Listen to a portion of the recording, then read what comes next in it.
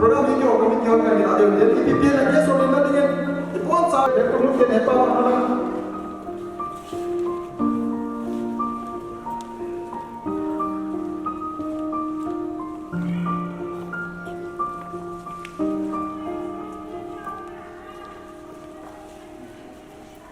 so ini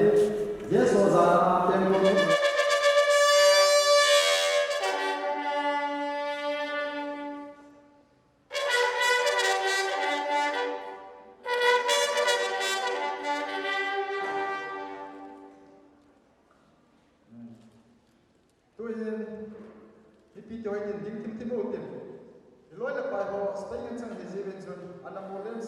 Hetman lawa loy la pai sunga ala spay panga an sumite to ke muto man talawa an mole ni tap ta ame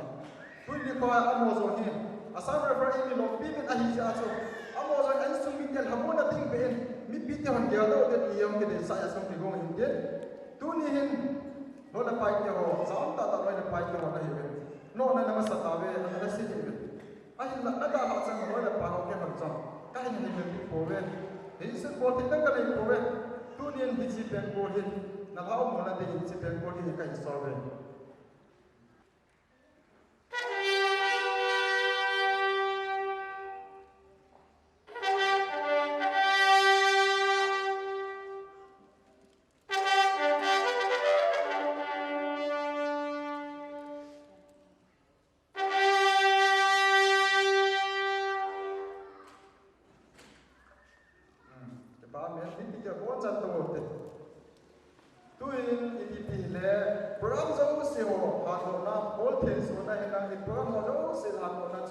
Pastor Haokip aman pamlantin ama holim no holim entir man bisu tunya dengan pat program so se aman an han to betan Sam rifle EIMI LOMPI ni ve chanda ki om na bol te le jo se mangcha en til ka bolen ti tupi mangcha a tuna om na ki om sa te yo hat sum nong pen ipao patien thang kwa ve ne he eta bang pat pa dam nei pe wa Christmas jing la thai imao om tan yong le tuna chikin ani ve san na mang thia ai koi pao patien chun EIMI ASSAM Rifle LOMPI ho ki om na program hi pathei ho entin isi program hi 20 December tarik som ni lani kum sang la som la ku sang ni som la ku tu ni den ta in pakai la cha ke ma Reverend je Haokipin pa la cha pa la gao cheng menin isi kimu tu la hi kan chin su ta na he lung sit he pi ko to na dim ka pau ha chung nung pati tu ni den ta in hi ko ma in simla mala na za te ke ho ai hi di in ka za ta kanam sumuwa ka chen nau kam sum khat dinga pan la ko ma bol te na le to te na chum chi ne ya chi na chim na chum chi mang za a pa kai pa thi asam rai bol sunga pan man la kazat kanam sumuwa nang ma hi te chun nami te hola in mang za namina ki loi kom na ta sa ki ngai lu na daga wa kum pat ka hi na ho ke lo te na dingin po ki loi kom na nan ku to sai tu ni ani be chan na ki ko kom na yong dam sian sa mang te ya kam na lo win e ta bang pat pa da dam na pa e te ko te le he nga ki pa tu se na men ka tam wa we he tu ni program hi pa kai nang man kazat kanam sumu wa yong tong su nga ya zai la chim ta ta yong na kala wa na ko yin chun tala bol te to te na nei team na sum si ani wang ko na ho jong tilgam tanga hong kiloi pom ding ka hi we he nawa soila ka sau hi han lang nei sit thila thano kol no na tu ka bol na ni jong le mi hem ki ho sang se ke loi pom na hi lovin mu te long na thawa ting han pom pi na hi jo han cha ka pa ro le ka to gon ka kim gon zo se na long de ya ka sa la te na di wa he ti ho zo se zo na pu dan ha na pa pa Jesu hi ho him ko me na ka tao he so so ni nei ta be tu ni program ni license speed ni no he ta ba na lum dong bai te ho ni bia ba sa ba fra EIMI LOMPI bit ti in he no bai te ko pa de welcome speech alam ka ang hin sinan den zania chu ka ko pe ho khuli ba ki chi mo ni a king sa sa na ba mo na to ki ba na ki ba zania ko na tu ni chan ya on hawa lo se na ko ma chu ma ki ba tu ka se dusun program inside ta we ki pp le dunia program so ho zo se hi dunia ni compare ni phat pi te o din hoi la ma chi on chi ni ba tu pe se ni hoi la na on long compare te ni wa cha ni so ha ka te ka le ni ju ma ye ni sa sa mai ko le na ni mai sa na music ko do so na ha ka Hello, hello. Hey, hey.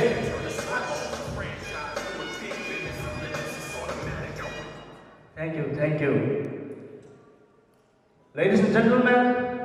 we welcome you all at the second Assam Rifles EIMI LOMPI Mid Cup Sports 2019. In the sports was but the remaining program we have is the mid today.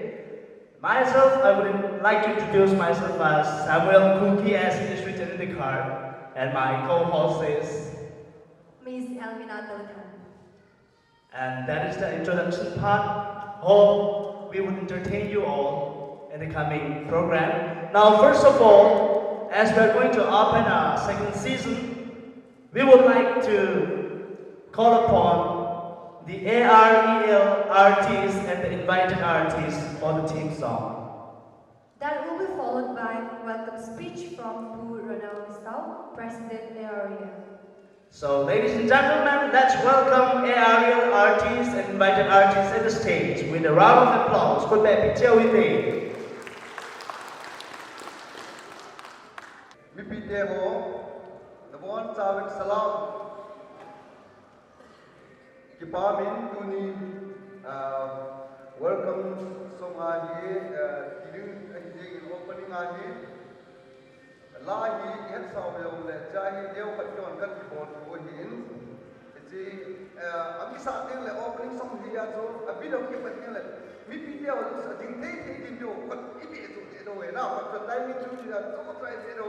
in the last one, to the question for the way.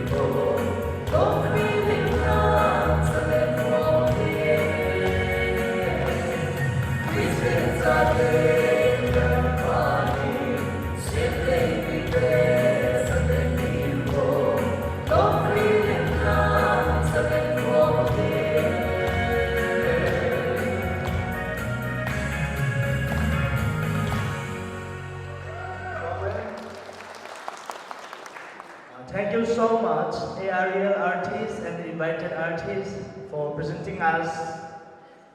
the theme song. Now, may we call upon the president of AREL, Pu Ronald Misal, to take on the stage.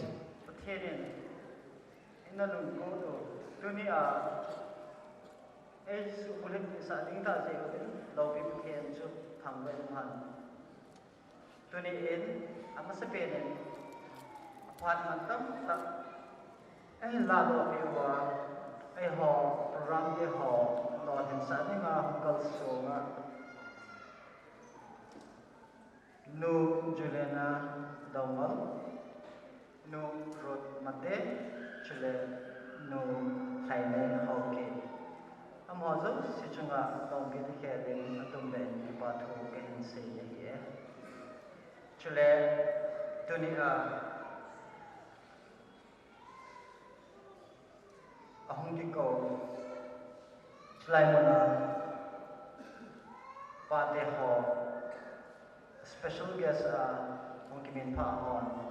nang hon jang long bi ngai lo na zala nang kal som ja zalun na ho chung zo long bi de kedin ki pa thu ke hin se ki ni hi chubana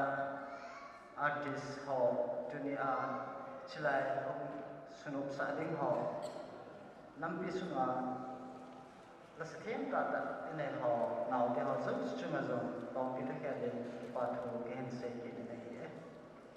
chubana program en patiwa passer ba hi en chicken le KFDC ho hi event chicken le hong sai de ma gon ho ne hi event chicken le ISTV de ne hi event no zo chunga zo ki pa thu ke hen se ne hi Hichu acham lam ta gen se na hin den introduction part hi to in Assam refer EIMI LOMPI in the photo now chamcha in sing ke chi hi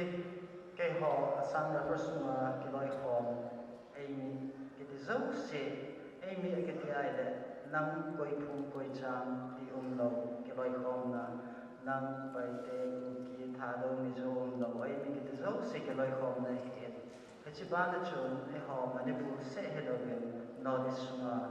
zo si ke loi hom na hi hong ki pat tel nai chai hin lai to hin lọt hình ta chun ai mà chào cho việc này dòng lạiประเทศลงเสียนลงเกี่ยวไงตัวสร้างพระโจเลยคอยโจเองตัวที่ฉันเห็นนะไอ้ตรงจริงนั่นแหละนี่เองจุดเล็กที่เขาสุ่มภาษากันเห็นในหัวในถูกลมดีที่ไอ้เห็นแค่เขาสุ่มเสียให้เราเลยไอ้นี่สุดท้ายที่สุ่มแค่ถูกปีเทลองเช็งออกมาเห็นเลยแค่ถูกปีดิ้งที่จุดแค่เขาเดียวไงตัวจงไอ้chỉ chúng nó rất xịn trong nó tạo là nên giờ đó chính đi bên trong tụi này cái hội in sung mi hello ở ban zep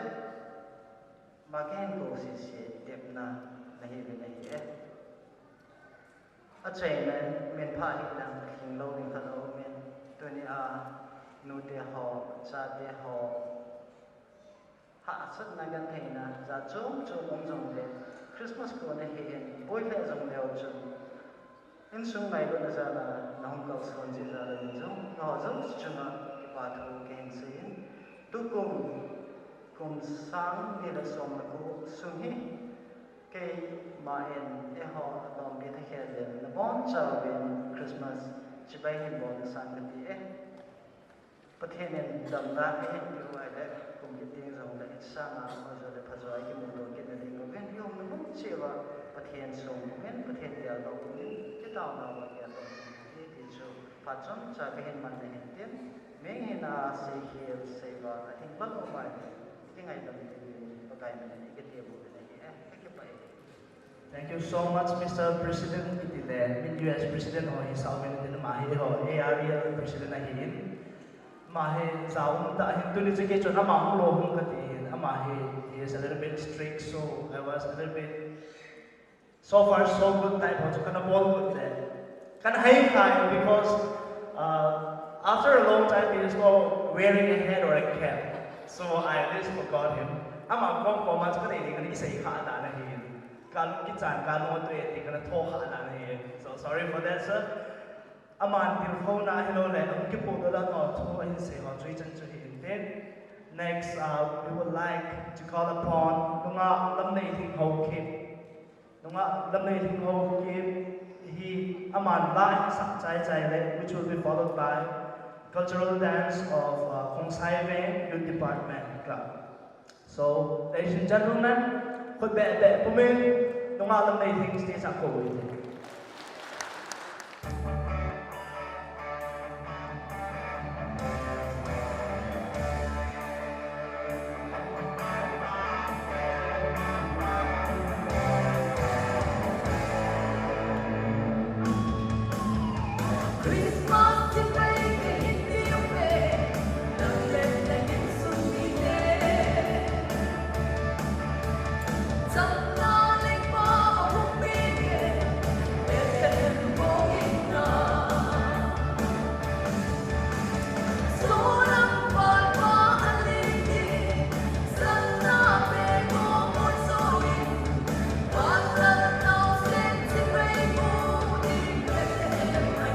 so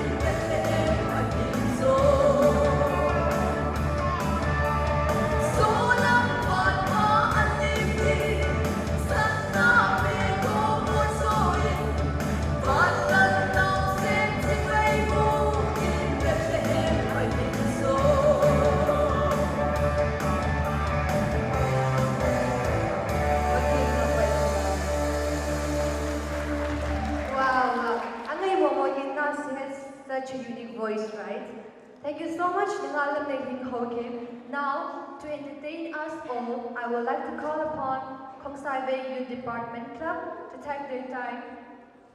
That will be followed by a speech from Chief Guest. Pipite ho ang holen nai, kodopon sa kami ni Bengsi Kevite. Pipite ho, kung bekit chewte, cultural troops so atingin.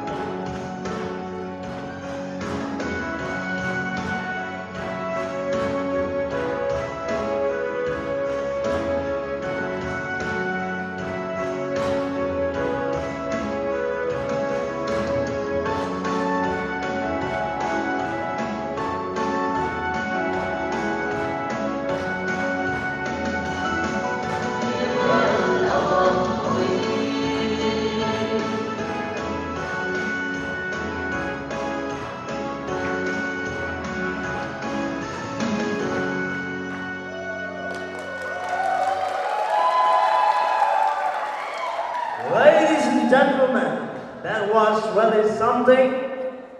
Presented by the cultural troops of Kongsaive Youth Department Club. We would like to thank them for the wonderful show. Kitang at piunta, it's on now. Inam zemu, besana. Pule pate analam do niligo neo neo ni ho tuni chana thate hon the maintain the ball thing. Like Sylvin, cultural troops or Konsai Bank Youth Department Club, also my Kipatu Insane. Tun Abanin Holim na, they want to ngayon hitin, hitu Tunia Zingunai, Panimula Pio, Chief Guest, Lulu Juliana Dong, Manzo, part of Kila again, can you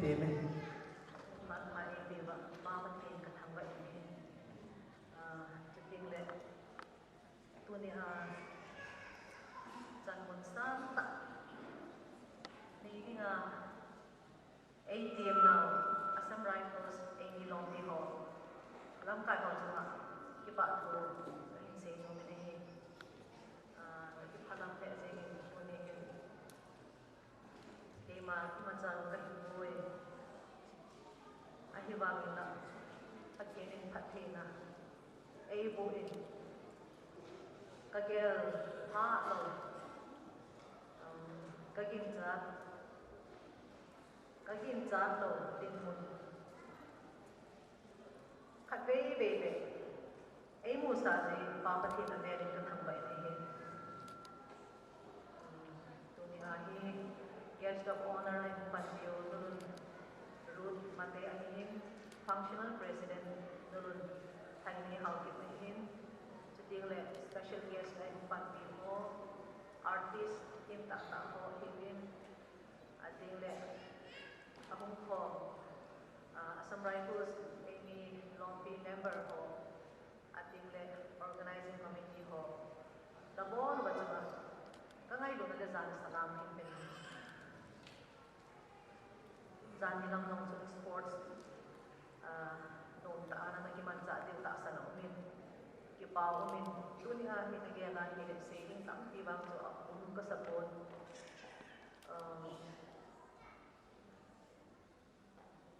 Kagela ahile, nidang lai chun ahidi LOMPI ahilo le association organization holin apoy mo dan he ang nagigel hapon ahiba nga to ay party si ay nagigel ahile namun na he ikham khama hi ikiloy ko lo ba hile iham identity khathit thei lo he namun na hi ihung kiloy ko ba hile min khat awum tinga hile mi ho dinga so naga ei dinga so function he naga so ba hile achi ji jung ka ki pa pi mama ji to ahi kum hizat ahi in zong le to ahi the second Assam Rifles EIMI LOMPI in Gum Sports 2019 ani channa jo ahum hinalai ai pi ji zong le mabana zo khata ahum ji ha ni chu kadei sa zong kaga nomin social being mi him ki so social being mi him khat ya hi changa hi phalo ti to a hi hum kilo pom ti nga hi le ei ma ium namuna apoi mo je akho je ihum ki su to ti nga hi le ngai lu na ho a hi lo le ki hek chin na ho lo ni ahum do in ati le ati se nga to hi functioning ma iga organize tinga hile angai ta umin apoi mo ta umin apoi pi ding long ta hi angai jina a chu committee wa yu ki se ma hile member ho so si hi ama hi theina ama talent idol le pathi ne hilpi api abang khanin compare ball he din abang khanin decoration lang theme of din abang khanin apiha administration lang pang theme of din abang khanin sound lang pang an heaven ti a chu mi zo se hin ama talent he mi ke ki hi aji to sipai Assam Rifles sipai duty ko chu mi zo se adinga chu compulsory ai ading le strict si ai ha ji ai ti chu ina to na zong chu ai mi nu te hon ina mo na ki po en mi pa te hon atam zo en ti chun ha sa ta in na tong ji win a ti chu ne ho na chu ai na hi zong le a chi khel la ma chu a hi ti a hi khat ve ve hi ka ki kon ko ma iga ki su halu wa iga ki su le ko ba hi le ta sa lang hi na tagaw na nga dinga hi hachu ma hi ei ma na a chu ina to chu ti be be ai to chi ta hi na chun ha chu a chi chi thau na a hi ba nga hin khu chu a hi ding bangin a hi ding bangin a ki hin thei bun ti ham a hi do zo to a hi ti da ba nga hi yung ki su to a le zan ni to nga zo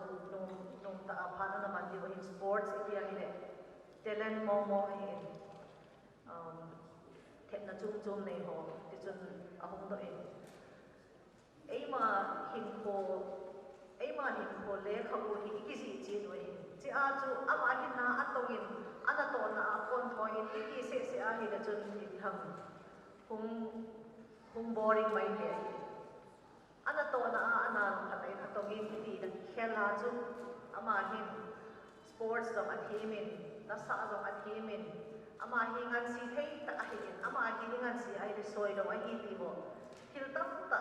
ama sala ho na spices ho tam ta do se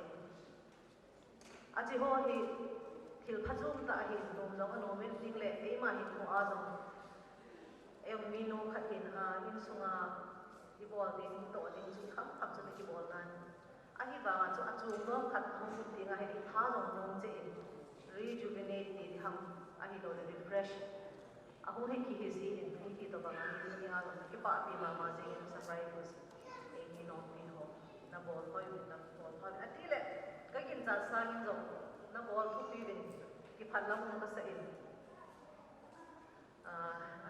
cái thì họ hay xây bằng cho abang khát hen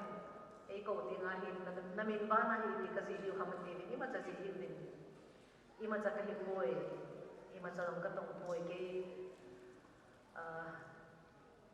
cái in này cô azi chú cái gì chỉ chú nhưng mà chỉ hin đi cái gì to bằng cho tu đi ăn hi bắt hen phát hen na mo cái hin EIMI LOMPI ki te chu Christian ki Christian ho chi na hoi lai ki song le ta asalama jong thangao lama jong patila chi tiu chu hi khalamin tu hi chi Assam rai lo sa hi tu a ke ho ga ki le Manipur Police Christian Churches Association ti kan ne yu ke ho jong ti ham a state ki khatama chu a chi a jong chu pathen pathe na hi tin kaloi pai advisor man wai women danga chu ki chu ka fel si zong sai di pun zong le ei koi ti chu kan ki loi form ben anu ma je battalion zo se unit zo se chu ya ki loi form ma association chu ki form hi se banga chu ina to na nga zong hi iki head to iki nail to hi le ngai lu na ho zong hi apongin ating le kasi bang chun EIMA chi ne tu nia ni chilaya panda ho so si na chol de wa hin na pha u na sumu na pha o bo na se de wa hin a hi ba ga chu ho so si a thon ni no wa hin kasi bang chu EIMA hin ko thu sin hi ki ji chi te hin ito ba nga colorful ito ba nga no a hi do le ito ba nga happening hin ko chu iman ham ti chu chi ho a chu abo na aban ba na chu asunong ding a hi do le asu khoi ding a jem khoi ding a chu chi ho hi abo na hum pa ngai chi ji a chu tu ni a hi ki pa hum ka sa in Christmas ong anai ta in apha lai ta hi pa the nin dam nei bi ba tu ni a program ki bung de ho dam se na ki pa ta iga man the ho hi ave pe pathen ka thang ba in ting le ke ma ima cha hi lo jong chelaya din mon sang ta sang pe ta chang ni na ne ko na wa be ni ki pa ko ka hin se ki ni ke ma pha ti chan chu tin se ki se ba lo mai mai tam ka thu ni se kha su na ma le bon sa ba din pathen ka the mu pi ben lang ating le ji ka ngai le pe sa na a hi ni za kham jo me ko ngai le pe sa na lam kai te ban se ta dam sang ki lo chi pa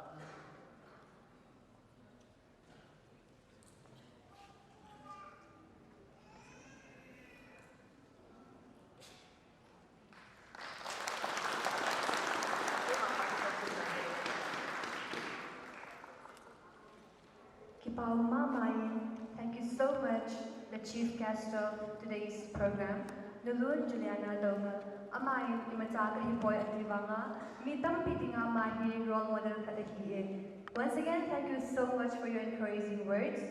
Tun, special member Kalangan Hawitin, Nunga Kathy Holding Singsit Akon, Tuzo Dengle